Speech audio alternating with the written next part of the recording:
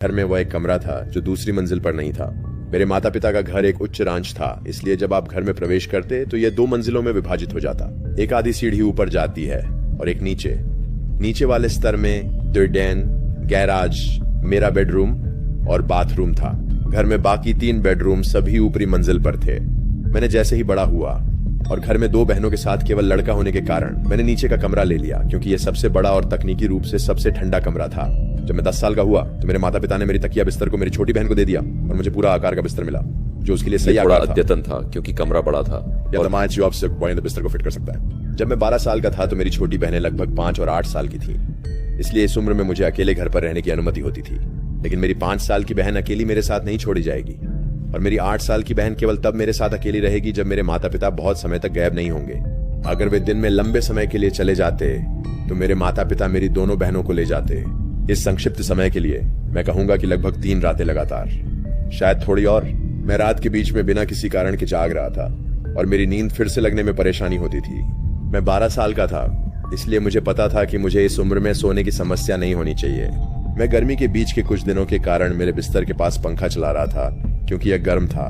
तो मुझे नहीं पता था कि मुझे जगाने वाली वास्तविक चीज क्या थी, क्योंकि पंखा स्थिर श्वेत ध्वनि प्रदान करता था। इनमें से एक रात मैं पानी का गिलास भरने के लिए उठा। जब मैं नींद से जागा, मैं अपने बेडरूम के बाहर बाथरूम गया और जब मैं उसे भर रहा था तो मुझे लगा कि मेरे कमरे के अंदर से कुछ आवाज आ रही थी। मैंने नल बंद किया और फिर सुना, लेकिन अब कुछ भी नहीं था, बस पंखे की आवाज। मैं अपने बेडरूम में दरवाजे की ओर चला गया और मुझे क्या था यह मैं नहीं बता सकता था, लेकिन अब मेरे कमरे के बारे में कुछ मुझे डरा रहा था। मैं ऊपर की ओर लिविंग रूम में गया और उस रात काउच पर सोने का निर्णय किया।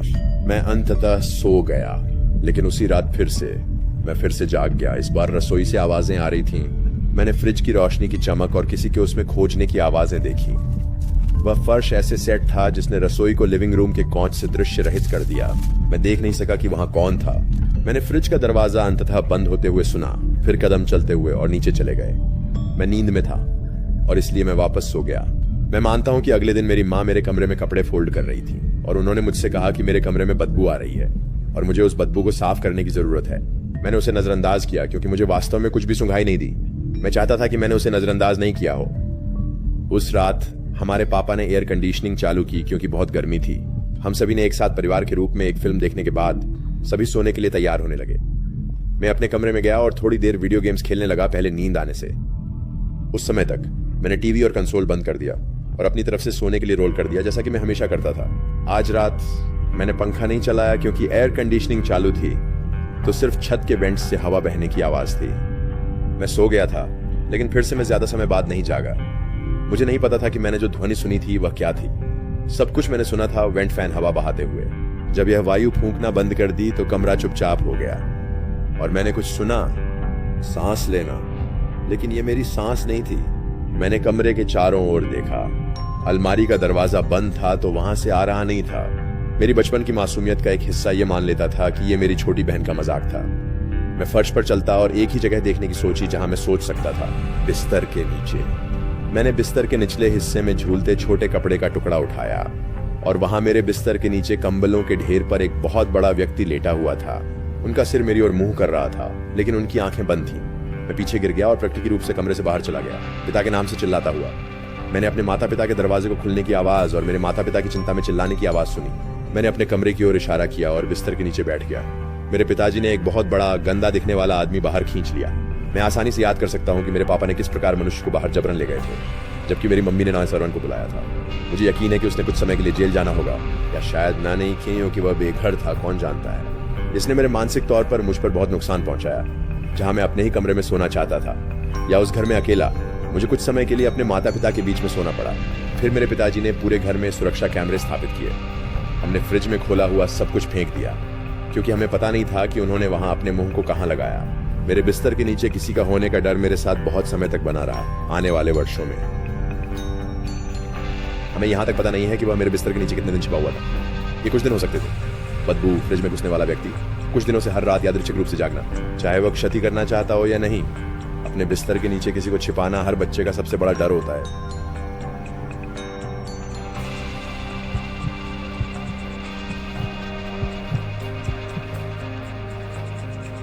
Jede kennt es Marius by Shirley Saul, जो सब वर्तमान में 101 वर्ष की उम्र के हैं। उन्होंने इस कहानी को वर्षों से परिवार की भेंट में सुनाया है।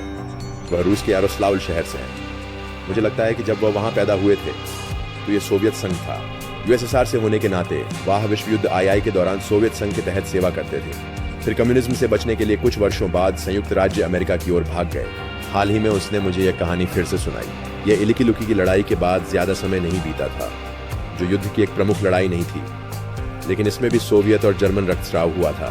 चेकोस्लोवाकिया आइटवंश युद्धों में मौज। ये शाम थी। के अनुसार उस रात बहुत ठंड थी, जैसे नरक की ठंड। वे एक छोटे से घर इमारत में थे, जो कुछ के बिना कोई क्षति के साथ था। इसे अच्छा बनाने के लिए, क्योंकि यह गर्म था, वह और उसके साथियों ने पेय, गीत, हंसी मजाक के साथ जश्न मनाया, जैसे आपको लगता है कि एक जश्न कैसा दिखेगा। शाम के कुछ समय बाद 2 सैनिक बिल्डिंग में चले गए। मेरे परदादा और उनके दोस्त सरगेई इन दोनों की परवाह नहीं करते थे। बस अप्रिय लोग थे। सरगेई ने मेरे परदादा जी से पूछा कि क्या वे बाहर जाकर धूम्रपान करना चाहते हैं। उन्होंने सहमति दी। दोनों ने अपने भारी कोट पहने और फ्रीजिंग सर्द हवा में चल दिए। मेरे परदादा जी ने एक सिगरेट निकाली, जैसा कि सरगेई ने किया, और फिर उन्होंने उन दोनों की सिगरेट जला दी। वे कुछ समय तक बात कर रहे थे, दोनों अपनी सिगरेट का आनंद लेते हुए और जीत की महिमा में लिप्त होते हुए, जो कि लगभग 2 महीने से चल रहे थे। मेरे परदादा जी ने अपनी सिगरेट समाप्त की। वे दोनों फिर से अंदर जाने के बारे में थे। की चीख सुनाई दे रही थी। उन्हें डर था कि यह उनके साथी का चिल्लाना हो सकता है। शायद उन्हें नाराज जर्मनों की गश्त के द्वारा हमला हो रहा हो। वे तेजी से अंदर वापस गए और उन्होंने अपनी बंदूकें पकड़ ली, इस बात की वजह से कि वहां शायद हथियारबंद जर्मन हो सकते थे। उन्होंने अपने कुछ और साथी सैनिकों को उनके साथ जंगल में दौड़ने के लिए कहा। मेरे परदादा ने बताया कि जैसे जैसे वह जंगल में गहरे गए, उन्हें एक अजीब सा एहसास हुआ, जैसे भय और डर, जब वे चिल्लाने की आवाज नहीं सुन सके। मेरे प्राचीन दादाजी ने सुझाव दिया कि वे सभी द्वित्व में विभाजित हो जाएं और जो भी वह था उसकी खोज करें। सरगेई उनके साथ गया, जबकि बाकी लोग अपने द्वित्व में चले गए। अंधेरे में चलने के लगभग 2 मिनट के बाद मेरे प्राचीन दादाजी ने कहा कि उन्हें दूर दूर तक रोने की आवाज सुनाई दे रही थी, जैसे किसी को दर्द हो रहा हो। सरगेई ने यह भी सुना, इसलिए उन्होंने वहां चलकर जहां वे रोने की आवाजें सुन रहे थे, उन्हें बर्फ में खून के दबाव दिखाई देने लगे। स्थिति को जब मेरे परदादा मुझे इस हिस्से के बारे में बताते हैं तो मुझे अभी भी ठंडे ठंडे कांप आते हैं। जब उन्होंने और सरगेई ने रोने की ध्वनि के स्रोत तक पहुंचा तो उन्होंने सबसे अजीब और परेशान करने वाले दृश्य को पाया जिसे उन्होंने देखा था। द जर्मन सैनिक, उनमें से एक मर चुका था, एक जीवित था। उनमें से एक की वर्दी फटी हुई और खूनी थी। जीवित वाला एक पेड़ के पास घुटनों के बल बैठा हुआ था, जर्मन में कुछ बक रहा था। उसने मेरे परदादा और सरगेई को तुरंत नहीं देखा। मेरे परदादा तब दूसरे शव की ओर चले गए। लाश भयंकर रूप से खराब हो गई थी, हाथ पैर गायब, चेहरे से त्वचा छील गई, उनका वर्दी फट गई और ऐसा लग रहा था कि उनके सिर की खाल उतार दी गई है। मेरे परदादा को एक और बात बहुत पसंद आई, वो थी बदबू। वह गंध का वर्णन नहीं कर सके, कहते हुए कि यह मृत शरीर की तरह नहीं था बल्कि अधिक रासायनिक था। लाश ताजगी से भरी हुई दिख रही थी। सरगेई ने जीवित सैनिक का जायजा लिया, जिसने फिर सरगेई को देखकर ऐसे कूद पड़े जैसे उन्हें आतंकित कर दिया गया हो। वह जर्मन में कुछ बातें चिल्ला रहा था। इसके बाद ही मेरे परदादा ने ध्यान दिया कि उनका पैर फाड़ दिया गया था और उनका सीना खून से भर गया था। उसने कहा कि वह याद कर सकते हैं कि जर्मन कुछ ऐसा चिल्ला रहा था जैसे दास कुल्लास या कुछ समान। सरगेई ने अपनी पिस्तौल निकाली और एक ही गोली से जर्मन को उसकी पीड़ा से मुक्ति दी। इसके तुरंत बाद मेरे परदादा ने विलाप की ध्वनियों का वर्णन किया और तभी एक बहुत लंबी चीज उनसे अंधेरे में दौड़ने लगी। डर के मारे सरगेई और परदादा ने चीज की दिशा में अनियंत्रित रूप से गोली चलानी शुरू कर दी। दूसरे पुरुष दौड़कर पहुंचे, लेकिन वह वस्तु चली गई थी। गांव वापस जाते समय सभी पुरुषों को डांट लगी, लेकिन एक रिपोर्ट उच्च कमांड को भेजी गई, जिसे कभी आगे जांचा नहीं गया। मेरे प्राचीन दादा दावा करते हैं कि यह उनके जीवन का सबसे भयानक अनुभव था। जब वे उस बड़े सुजन और उस चीज की दृष्टि पर विचार करते हैं तो उसे तनाव महसूस होता है।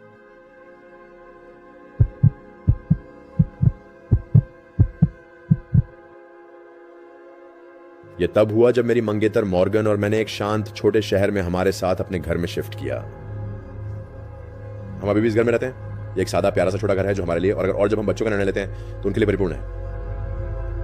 हमने तुरंत एक प्रोसेस मिला। द स्टार्शलर फिल्म अरिंदर सिक्सटार्ट की एक पुरानी जोड़ी थी। दूसरी ओर के पड़ोसी काफी दूर थे, इसलिए हमने उनसे कुछ समय तक मुलाकात नहीं की और इस बार सामान और फर्नीचर डालने के चरण में थे।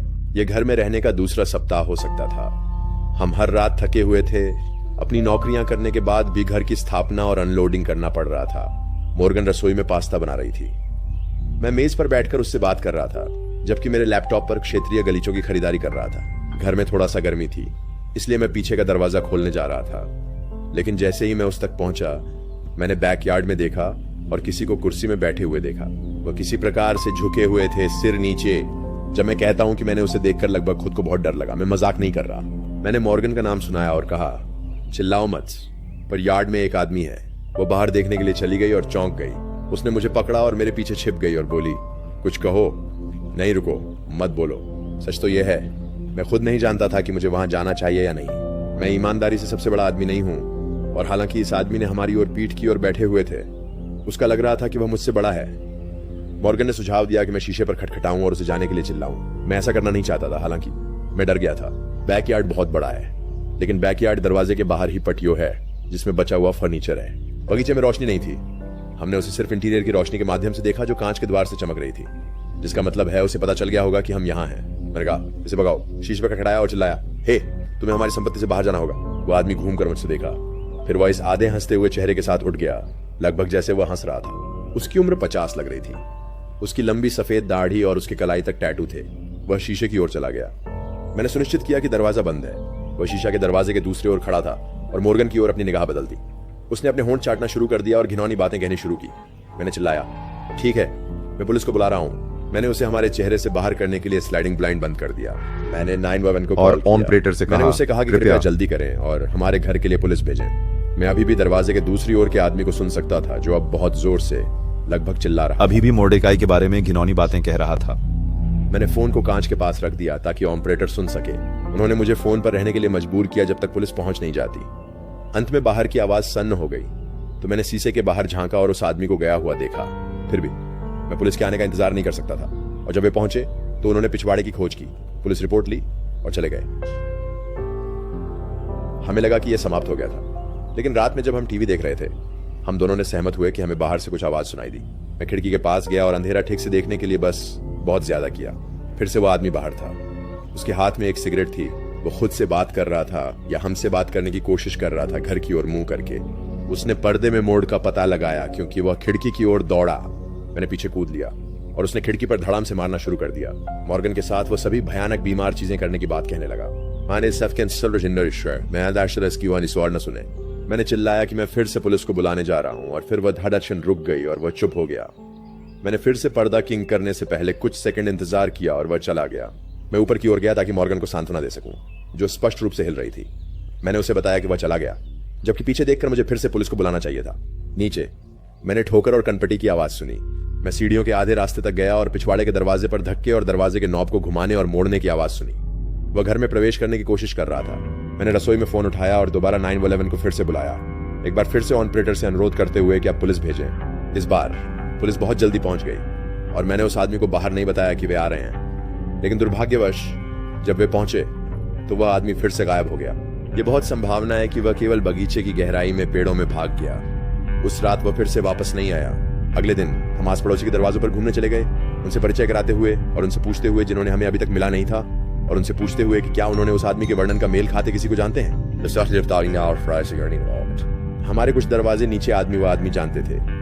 वह अपनी पूर्व पत्नी को मारने और पीने और नशे की समस्या के लिए जाना जाता था और आमतौर पर बहुत ही खतरनाक माना जाता था। वो हमसे ब्लॉक के आसपास एक छोटे खराब हाल में घर में रहता था। यही सबसे डरावना हिस्सा है। हमने उसे पुलिस को सूचित किया, लेकिन चूंकि हमारे पास उसका वीडियो नहीं था, हम उस पर आरोप नहीं लगा सकते थे।